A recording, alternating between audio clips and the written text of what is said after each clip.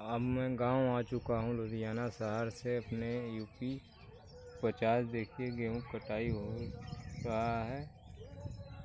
कटाई बड़ा तेज़ से हो रहा है।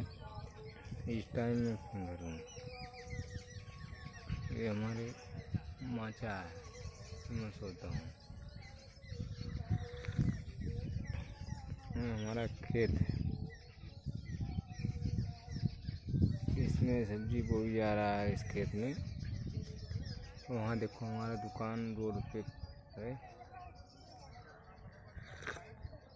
दुकान खुल चुका है। खेती बाड़ी हमारी बहुत लंबी चौड़ी है। देखिए गुलाब का फूल है, ये अमरूद का पेड़ है, आम पेड़ भी है, आम बहुत लिया है। उधर नीम का पेड़ है। ले ले चाचा, ले लो।